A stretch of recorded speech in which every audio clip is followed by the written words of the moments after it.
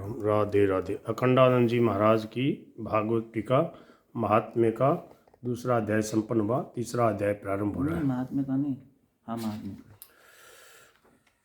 Live नहीं दे पा रहे हैं क्योंकि मौसम खराब है, लाइव जा नहीं रहा है, तो ऐसे ही देंगे, रिकॉर्डिंग कर करके अपलोड करते रहेंगे। जिसको सुनना है सुनते रहना। राधे राधे। चलाओ। श्री कृष्णाय नमः। परम कृपालवे श्री सद्गुरु भगवते नमो नमः। श्री कृष्ण भगवान में प्रेम, श्री गणेशाय नमः। नारायण नारायण नारायण।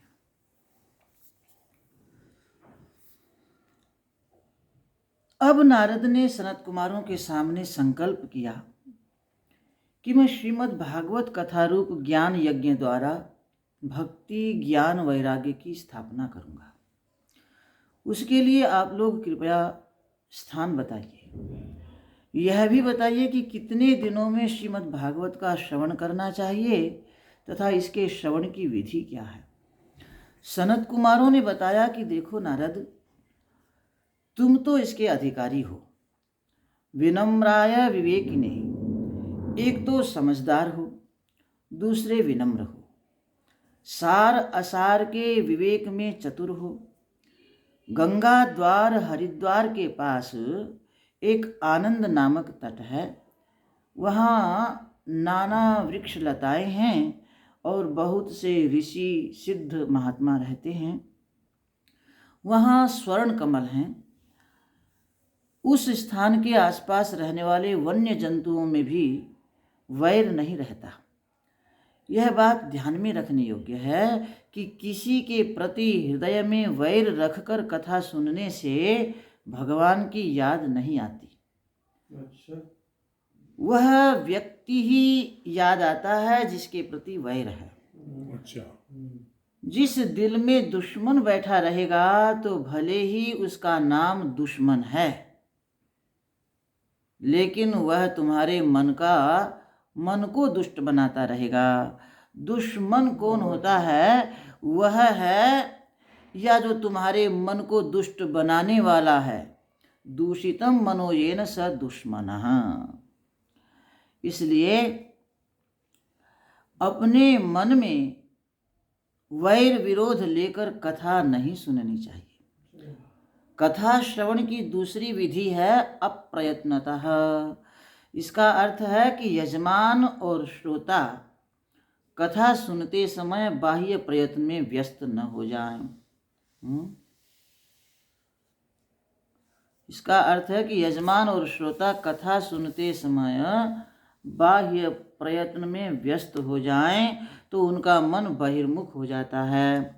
इसलिए जहाँ तक हो सके सहज भाव से कथा का श्रवण करना चाहिए और तभी उसमें अपूर्व रस का उदय होता है।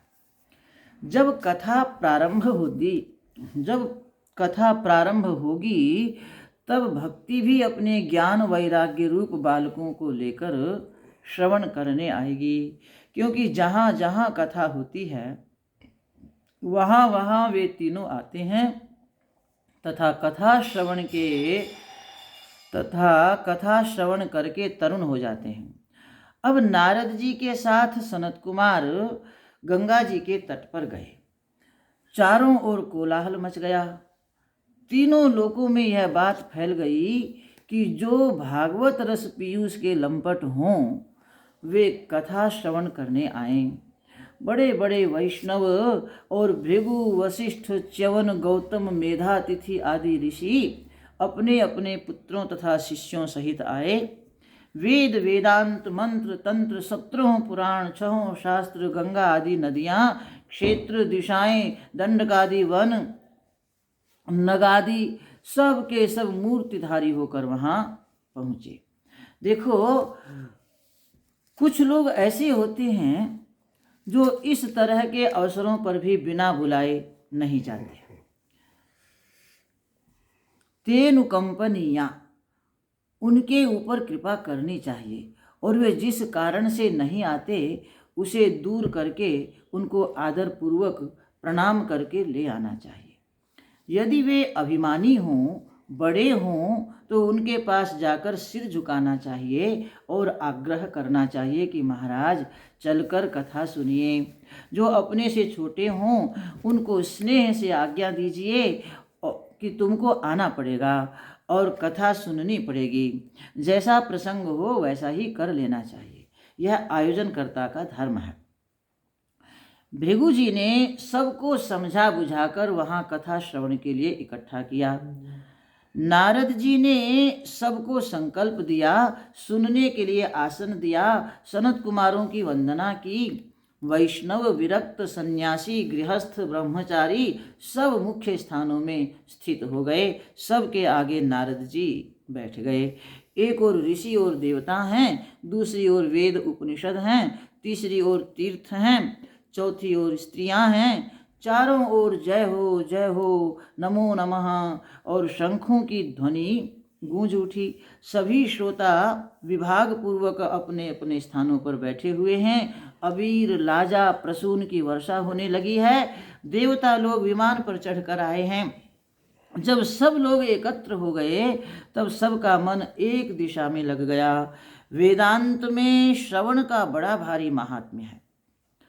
शब्द की शक्ति इतनी अचिंत्य है कि गाली अथवा प्रशंसा चाहे कितनी भी झूठी हो, लेकिन लोग गाली सुनते हैं तो बौखला जाते हैं, तिलमिला उठते हैं, और प्रशंसा सुनते हैं तो प्रसन्न हो जाते हैं। परंतु परमात्मा का निरूपण करने वाले शब्द तो इतने विलक्षण होते हैं कि श्रोत्र वृत्ति के सुसुप्त होने पर भी उनको जागृत करके अपने ज्ञान को भीतर भर देते हैं। इसीलिए श्रवण की भारी महिमा है। सनत कुमार कहते हैं, श्रीमद् भागवत में 18,000 श्लोक हैं, जो 17 तत्वों से बने हुए मनुष्य के सूक्ष्म शरीर को विध्वंस और बाधित करके इसकी वासनाओं को मिटाकर एक अद्वय परमात्मा से मिला देते हैं। इसमें परीक्षित और शुक के संवाद रूप में जो 12 स्कंध हैं, 12 विष्णु हैं। मनुष्य तभी तक संसार चक्र में भ्रमण करता है जब तक श्रीमद् भागवत की कथा नहीं सुनता। बहुत सारे शास्त्रों और पुराणों में फंस जाने से मनुष्य भ्रम में पड़ जाता है। किम श्रुतैर्बहुभिः शास्त्रैः पुराणैश्च भ्रमावहैः। श्री उड़िया बाबा जी महाराज कभी कभी बोलते थे, मत पड़ो रे मन शास्त्र जंगले। यह उड़िया या बंगाल का कोई गीत होगा जो ये गाते थे। भगवान शंकराचार्य जी ने कहा है, शब्द जालम महारण्यम चित्त भ्रमण कारणम अतः प्रयत्नात् ज्ञातव्यम तत्वज्ञैस्तत्वमात्मनः। विवेक चूड़ामणि 60। केवल प्रतिवादी को परास्त करने के लिए मत भटको। एक भागवत शास्त्र ही बहुत है। जिसके घर में यह होता है उसी का नाम तीर्थ है। यज्ञ भागवत की बराबरी नहीं कर सकते। इस शरीर में तभी तक पाप रहते हैं जब तक भागवत नहीं सुना जाता। गंगा, गया, काशी ये सब तीर्थ भागवत की बराबरी नहीं कर सकते। शुक शास्त्र कथायाश्च न फलेन समताम नये। एक पाद भी भागवत का सुन लें तो परागति मिल जाए। गायत्री, पुरुष सूक्त, त्रयी, ये सब एक हैं। पुरुषोत्तम भागवत रूप है। पुरुषोत्तम मास। जो इसका पाठ करता है उसके सारे पाप ताप नष्ट हो जाते हैं। राजसूय और अश्वमेध यज्ञों को करने में कितनी कठिनाई है, परंतु भागवत की कथा सुने तो आपको उस यज्ञ का फल अपने आप मिल जाएगा। जो प्रेम से शुक शास्त्र की वाणी सुन लेता है उसको भगवान वैकुंठ देते हैं। जो इसका दान करता है उसको हेम सिंहासन पर भगवत सायुज्य मिलता है। जिसने जीवन में कभी भागवत की कथा नहीं सुनी उसने अपना जीवन चांडाल खरवत व्यतीत किया और जन्म लेकर अपनी माता को केवल दुख ही दिया। वह पापी जिंदा भी मुर्दा है जिसने कभी भागवत की कथा नहीं सुनी। उस मनुष्य को धिक्कार है, वह पृथ्वी के लिए भार है। श्रीमद् भागवत की कथा कोटि कोटि जन्म समुत्थ पुण्य से प्राप्त होती है। इसके श्रवण के लिए ज़्यादा मुहूर्त के पचड़े में नहीं पड़ना चाहिए। जब वक्ता मिल जाए, श्रोता मिल जाए, अवसर मिल जाए, इसमें भद्रा व्यतिपात देखने की कोई जरूरत नहीं है। इसके लिए दिन का नियम नहीं है, कृष्ण पक्ष है कि इसमें मत सुनो। कृष्ण पर दिनानाम नियमो नास्ति सर्वदा श्रवणम मतम। पता नहीं फिर वह समय आए कि न आए। जो क्षण बीत रहा है वह फिर जीवन में नहीं आता। सत्य भाषण करो, ब्रह्मचर्य का पालन करो, चाहे कभी भी सुनो, परंतु यदि यह कठिन पड़े तो 7 दिन में सुन लो। क्योंकि मन को वश में रखना, नियम का पालन करना, दीक्षा लेकर बैठना, यह बहुत कठिन पड़ता है। माघ मास में इसका श्रवण करना चांद्र रीति से है। माघ उसको कहते हैं जिसमें अघ रहता ही नहीं। माँ अघः यस्मिन् माघ। माघ ऐसा महीना है जो पाप को निवृत्त कर देता है। मन काबू में रहे, इसका कुछ ठिकाना नहीं। शरीर में रोग हो जाए, जुकाम हो जाए, बुखार आ जाए, अथवा शरीर ही न रहे, बड़े बड़े दोष हैं कलयुग में। इसलिए जल्दी कर लेना चाहिए। तपस्या से, योग से, समाधि से जो वस्तु नहीं मिलती वह अनायास भागवत से मिल जाती है। यह यज्ञ से श्रेष्ठ है, व्रत से श्रेष्ठ है, तप से श्रेष्ठ है, तीर्थ यात्रा से श्रेष्ठ है, योग से श्रेष्ठ है। योगाद गर्जति सप्ताहो, ध्यानाद ज्ञानाच्च गर्जति। यह ध्यान से भी श्रेष्ठ है, ज्ञान से भी श्रेष्ठ है। ध्यान में अपना मन एकाग्र करना पड़ता है, इसमें अपने आप ही हो जाता है। ज्ञान में विशुद्ध बुद्धि वाले का प्रवेश है और इसको बिना विशुद्ध बुद्धि वाला भी सुन सकता है। कहाँ तक बताएं, यह भागवत श्रवण सर्वश्रेष्ठ है। शौनक जी ने कहा कि यह तो बड़े आश्चर्य की बात है कि भागवत संपूर्ण साधनों में श्रेष्ठ है। सूत जी ने उत्तर दिया कि हाँ, ऐसा ही है।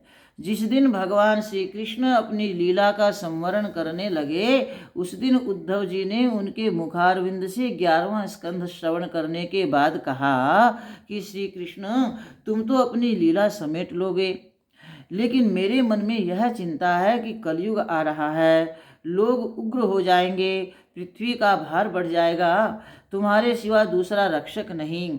इसलिए भक्तवत्सल, तुम सत्पुरुषों पर दया करके मत जाओ। यदि तुम छोड़कर चले जाओगे तो भक्तों को बहुत ही दुख होगा। कैसे रहेंगे भक्त लोग? सब लोग आंख बंद करके निर्गुण निराकार की उपासना करें, यह तो बड़ा कठिन है। भगवान भक्तों की प्रार्थना पर ही निर्गुण से सगुण और निराकार से साकार होते हैं। इसलिए उद्धव जी की बात सुनकर भगवान को भी चिंता हो गई कि भक्तों के लिए मुझे कुछ करना चाहिए। उसके बाद भगवान ने अपना संपूर्ण तेज श्रीमद् भागवत में स्थापित कर दिया। यह भागवत नहीं, भगवान के तेज का आधार है। बिना पीठ के उपासना नहीं हो सकती। जब किसी की पूजा करनी हो तो उसके बैठने का एक आसन चाहिए, उसे आधार शक्ति बोलते हैं। यदि स्त्री का गर्भाशय शुद्ध न हो तो बच्चा कहाँ आएगा? ऐसे देवता के बैठने के लिए एक शुद्ध आसन चाहिए। आज भगवान को बैठाने के लिए शुद्ध आसन कौन सा है? यह है श्रीमद् भागवत। तिरोधाय प्रविष्टोयम श्रीमद् भागवतार्णवम। अन्य अवतार अपनी अपनी लीला समेट कर क्षीर सागर में जाया करते थे, लेकिन भगवान श्री कृष्ण ने कहा कि मैं क्षीर सागर में नहीं जाऊंगा, मैं तो मर्त्य लोक में ही रहूंगा। किसी ने कहा, महाराज यहाँ कहाँ रहेंगे, यहाँ क्षीर सागर कहाँ मिलेगा? भगवान बोले कि यह जो भागवतार्णव भागवत महासागर है, इसी में रहूंगा। तब से भगवान इसी में रह रहे हैं। इसलिए यह भागवत भगवान की प्रत्यक्ष मूर्ति है। इसकी सेवा श्रवण पाठ दर्शन से पाप नष्ट होते हैं। और यही कारण है कि भागवत के श्रवण को दूसरे साधनों का तिरस्कार करके उन सब साधनों से श्रेष्ठ बताया गया है। कलयुग में दुख, दारिद्र्य, दौर्भाग्य आदि व्याधि सब का नाश करने के लिए और काम क्रोध पर विजय प्राप्त करने के लिए भागवत का श्रवण ही सबसे बड़ा धर्म है। नहीं तो भगवान की माया से पार जाना बड़ा कठिन है। इस प्रकार जब सनत कुमारों ने भागवत श्रवण का महात्म्य सुनाया तब वहाँ बड़ा आश्चर्य हुआ। यह आश्चर्य हुआ कि भक्ति देवी मूर्तिमती होकर अपने दोनों पुत्रों ज्ञान वैराग्य के साथ वहाँ प्रकट हो गई। देखो, प्रत्येक भाव की एक मूर्ति होती है। हमारे मन में जिस भाव का आध्यात्मिक रूप से उदय होता है उसकी एक आधिदैविक मूर्ति होती है और भक्त के आनंद के लिए यह आधिभौतिक मूर्ति के रूप में भी प्रकट हो सकती है। जो चीज़ हमारे मन में आती है, मन से देखी जाती है, वह आँख से भी देखी जा सकती है। अगर मन में भगवान का ध्यान हो सकता है तो आँखों से भी भगवान देखे जा सकते हैं। क्योंकि मन और आँख में कुछ ज़्यादा फर्क नहीं, चश्मा ही लगा हुआ है। यह आँख ही चश्मा है। बाहर हो या भीतर हो, दिखता तो मन में ही है। जब भक्ति प्रकट हुई तो उसकी मूर्ति का वर्णन करते हुए सूत जी कहते हैं कि मूर्ति प्रेममयी है, प्रेमयिक रूपा, और वह भगवान का नाम ले रही है। श्री कृष्ण गोविंद हरे मुरारे, हे नाथ नारायण वासुदेव। उसके अंग में आभूषण भी हैं, लेकिन आभूषण क्या हैं? भागवत का अर्थ ही उसके आभूषण हैं। वह बड़ी सुंदरी है। उसको देखकर सब लोग कहने लगे कि यह कहाँ से आई, कहाँ से आई। सनत कुमारों ने कहा कि यह और कहीं से नहीं, कथा में से आई है। देखिए, जो इंद्रियों के द्वारा अनुभूत भाव होते हैं वे अंतःकरण में संस्कार रूप से संचित रहते हैं और समय पर प्रकट हो जाते हैं। परंतु जो चीज़ हमारे अनुभव में कभी नहीं आई वह हमारे संस्कार में भी नहीं होती, और जब संस्कार में ही नहीं होती तब आएगी कहाँ से? हमको कभी ब्रह्मानुभूति हुई कि नहीं हुई? अगर ब्रह्मानुभूति हो गई होती तो जन्म न होता। ब्रह्मानुभूति नहीं हुई इसीलिए जन्म हुआ। ब्रह्मानुभूति हमारे संस्कार से तो कभी निकलेगी नहीं। अगर अंदर कहीं छिपी होती तो निकलती। जब उसको वहाँ वाक्यादि के द्वारा भीतर डालते हैं तब तज्जन्य वृत्ति अन्य वृत्तियों का तिरस्कार कर देती है और स्वयं भी वह निवृत्त हो जाती है, ब्रह्मानुभूति हो जाती है। इसलिए जो चीज़ हमारे दिल में न हो तथा स्वर्गादि जैसी नित्य परोक्ष वस्तु हो वह बिना वाक्य के कभी हमारे हृदय में आरूढ़ नहीं हो सकती। जो नित्य अपरोक्ष होने पर भी अज्ञात होती है, जो नित्य अपरोक्ष आत्मा की ब्रह्मता अज्ञात है, उसको जानने का वाक्य के सिवाय और कोई तरीका हो ही नहीं सकता। प्रत्यक्ष, अनुमान, उपमान, अर्थापत्ति, अनुपलब्धि, एतिह्य, संभव आदि किसी भी प्रमाण के द्वारा आत्म साक्षात्कार नहीं हो सकता। यह तभी होगा जब नित्य अपरोक्ष होने के कारण वाक्य से ही बताना पड़ेगा कि त्वमेव ब्रह्मासि, तुम ही ब्रह्म हो। इसके सिवा दूसरा कोई चारा नहीं है। इसलिए शब्द की बड़ी भारी महिमा है। अब कथा के अर्थ में से प्रकट हुई भक्ति देवी ने कहा कि महाराज, आप लोगों ने ही तो हमको कथा के रस से पुष्ट कर दिया है, अन्यथा कलयुग में मैं नष्ट हो गई थी। कलि प्रनष्टापि कथा रसेन। अब आप बताएं हम कहाँ रहें? सनत कुमारों ने बताया कि तुम भक्तों के हृदय में भगवान का रूप धारण करके रहो। इसका अर्थ है कि जब हमारी वृत्ति भगवदाकार रहे तब समझना चाहिए कि भगवान हैं। हमारे हृदय में जो भगवदाकारता है वही भक्ति है। यह बहुत प्रेम प्रदान करने वाली है, भवरोग का हनन करने वाली है। जो भक्ति है वही भगवान है। भक्ति आ जाने पर भक्तों के हृदय में सब दोष भाग जाते हैं। भक्तों के हृदय से सब दोष भाग जाते हैं। भक्ति जिन भक्तों के चित्त में बैठ गई वे संपूर्ण विश्व सृष्टि में गरीब होने पर भी धन्य हैं। सकल भुवन मध्य निर्धनास्ते धन्याः। वैसे धन्य शब्द का प्रयोग धनवान के लिए ही होना चाहिए और उन्हीं को धन्य कहना चाहिए, परंतु यहाँ धन्य शब्द ऐसा है कि इसके पूर्वाक्षर सा का लोप हो गया, इसलिए इसका अर्थ है कि जो साधन संपन्न हैं वही धन्य हैं। केवल धनी ही धन्य नहीं होता, वह निर्धन भी धन्य होता है जिसके हृदय में श्री हरि की भक्ति निवास करती है, क्योंकि भगवान वैकुंठ में नहीं रहते। यह तो एक सुनी सुनाई बात है कि भगवान वैकुंठ में रहते हैं। उनको तो भक्ति की रस्सी बांधकर भक्त के हृदय में बैठा देती है। उनको तो भक्ति की रस्सी बांधकर भक्त के हृदय में बैठा देती है और वे वैकुंठ छोड़कर भक्त के हृदय में रहने लगते हैं। हम आपको भागवत की महिमा कहाँ तक सुनाएं, इसके वक्ता और श्रोता श्री कृष्ण रूप हो जाते हैं। इसलिए अलमन्य धर्म ही, बस दूसरे धर्मानुष्ठान की जरूरत नहीं, केवल श्रीमद् भागवत का ही सेवन करो। नारायण।